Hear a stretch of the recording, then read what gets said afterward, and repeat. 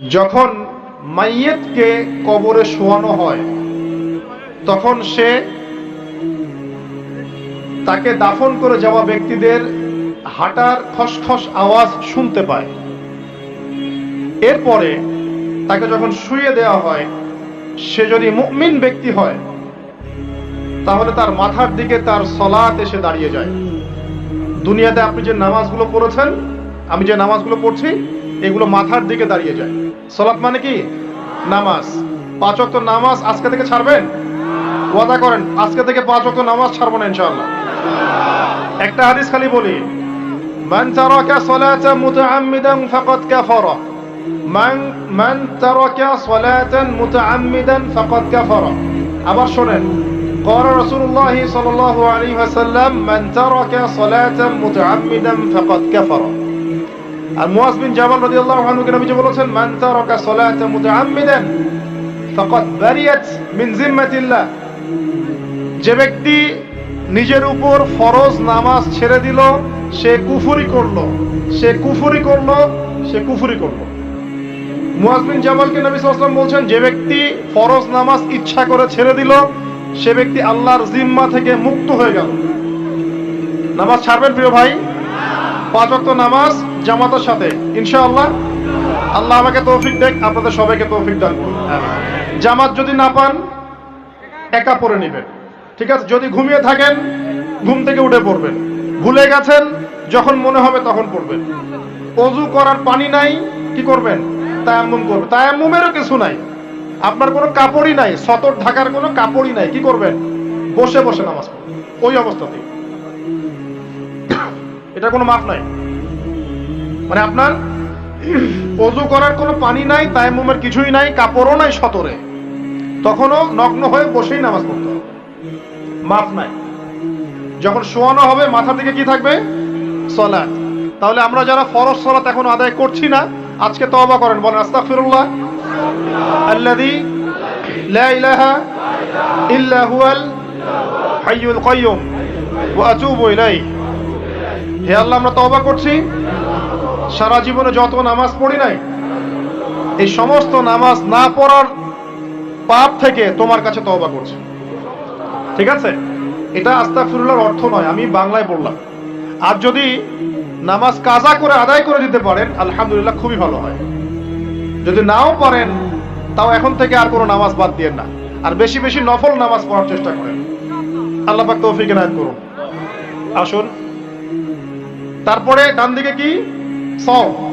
সওম মানে কি? রোজা। রমজান মাসে রোজা রাখি সবাই তো, মাশাআল্লাহ, আলহামদুলিল্লাহ। রমজান মাসে সওম রাখার পাশাপাশি বেশি বেশি নফল সওম রাখার ব্যাপারে অভ্যস্ত হওয়ার চেষ্টা করতে হবে। সবচেয়ে সেরা সওমগুলো হচ্ছে মাসের 3 দিন, আইয়ামে বীজের সওম, চাঁদের 13, 14 এবং 15 তারিখ। আর সপ্তাহে 2 দিন, সেটা হলো বৃহস্পতিবার এবং কি? সোমবার। আল্লাহ পাক তৌফিক দান করুন, আমিন। এছাড়া আরাফার সওম আছে, আশুরার সওম আছে, ঠিক আছে? জিলহজ মাসের প্রথম 10 দিন রাখতে পারেন, ইত্যাদি। এবার বাম দিকে কি? যাকাত। যেটা বলছিলাম, যাকাতের সাথে আমরা খুব একটা পরিচিত নই, অথচ যাকাত একটা ফরজ ইবাদত। কেউ যদি নামাজ এবং যাকাতের মধ্যে পার্থক্য করে, সে ব্যক্তি কাফের হয়ে যাবে।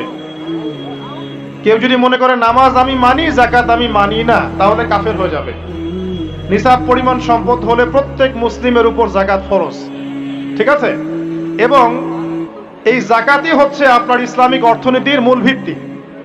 যাকাত হচ্ছে ইসলামিক অর্থনীতির কি? যে কথা বলছিলাম প্রিয় ভাইরা, দেখুন, যাকাত ইসলামিক অর্থনীতির মূল ভিত্তি। কিভাবে জানেন? ব্যবসা এবং যাকাত এটা কি করে? এটা একটা মার্কেটের মধ্যে সম্পদ ঘুরতে থাকে। আমি বুঝাচ্ছি আপনাকে। মনে করেন আপনি ব্যবসা করছেন এবং যাকাত দিচ্ছেন। যাকাত কারা দিবে? যারা যাকাতের নিসাব পরিমাণ সম্পত্তি রাখে, মানে কিছুটা ধনী তারা। তো তারা ব্যবসা করছে, মাশাআল্লাহ। ব্যবসা যখন করে, ব্যবসায় কি থাকে? লাভ থাকে, লস থাকে, লাভ থাকে, লস থাকে। লাভও হতে পারে আপনার, লসও হতে পারে। আর সুদে কি? শুধু লাভ, লস আছে? লস নাই। পার্থক্য বোঝেন। এখন ব্যবসা যখন আপনি করবেন, এই টাকা বা মূল যে ক্যাপিটাল যেটা বলে অর্থনীতির ভাষায়, এটা মার্কেটের মধ্যে সার্কুলেট করতে থাকবে। আজকে আপনি ধনী, লাভ করেছেন, কালকে লস করবেন, এই ধন আরেকজনের হাতে চলে যাবে। সে আবার ব্যবসা করছে, সে লাভ করলে সম্পদ তার হাতে থাকলো, লস করলে আরেকজনের হাতে। মানে এই মানিটা, ক্যাপিটাল যেটা, এটা মার্কেটের মধ্যে ঘুরতে থাকে। আজকে কেউ ধনী, কালকে কেউ ধনী, আজকে কেউ ফকির, কালকে কেউ ধনী, এভাবে। এখানে আল্লাহ পাক যাকে ইচ্ছা হয় ধন দেন, যাকে ইচ্ছা হয় দরিদ্র করেন। এটা আল্লাহ পাক নিয়ন্ত্রণ করেন। আবার এর মধ্যে যারা ধনী হবে তারা আবার জাকাত দিবে। কাকে জাকাত দিবে? যে গরিব তাকে। এই কারণে অর্থনৈতিক সাম্য থাকবে এবং টাকা, ক্যাপিটাল মার্কেটে সার্কুলেট করতে থাকবে। এটা হচ্ছে ইসলামিক ইকোনমিক্স। বুঝাতে পারছি না মনে হয়। আর রিবায় কি হবে? রিবায় কোনো লসের চান্স নাই। মানে এখানে ধনী আরো ধনী হতে থাকবে, গরিব আরো গরিব হতে থাকবে, প্লাস জাকাতও দিবে না। তখন সমাজের একটা অংশ অনেক ধনী হবে, আর একটা অংশ একদম মাটিতে পড়ে যাবে, কোনো ব্যালেন্স হবে না। এই কারণে বিশ্বের একটা অংশ, ওই বিশ্বের একটা বড় অংশ যারা সুদখোর, যেখান থেকে সুদ এসেছে, ওইটা আস্তে আস্তে ধনী হয়ে গেছে এবং বিশ্বের বহু কান্ট্রি আস্তে আস্তে দারিদ্র সীমার নিচে চলে আসছে। এটা শুধু ব্যক্তির ক্ষেত্রেই নয়, এটা সমাজের ক্ষেত্রেই নয়, পুরো বিশ্বেটা হচ্ছে। তো এই হলো রিবা এবং ব্যবসা ভিত্তিক, জাকাত ভিত্তিক ইকোনমিক সিস্টেমের পার্থক্য, বেসিক ডিফারেন্স। রিবার মধ্যে আল্লাহ পাক তার হাত উঠিয়ে নেন, আল্লাহ পাক সেখানে আর ইন্টারফেয়ার করেন না। ঠিক আছে, সুদ খাচ্ছ, তুমি তোমার মতো চলো এখন। আর ব্যবসা ভিত্তিক ইকোনমিক্স চললে আল্লাহ পাক সেখানে কাউকে ধন দিবেন, কারো কাছ থেকে নিবেন। আপনার ধন নিয়ে আমাকে দিবেন, আমার ধন নিয়ে আপনাকে দিবেন। আর আমি যদি ধনী হই, আমি আবার জাকাত দিব, সেই জাকাতের টাকা আবার আপনার হাতে যাবে, কেউ না খেয়ে মরবে না।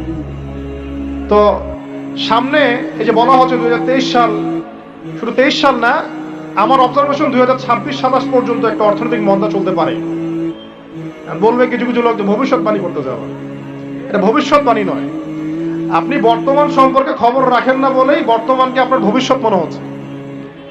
আমাদের অনারেবল মিনিস্টার যারা আছেন ওদেরকে জিজ্ঞাসা করেন, তাদেরকে জিজ্ঞাসা করেন, তারাও বলছেন যে 2023 সাল থেকে 26 সাল খাদ্য মন্দার মধ্যে যাবে। দেখেন নাই?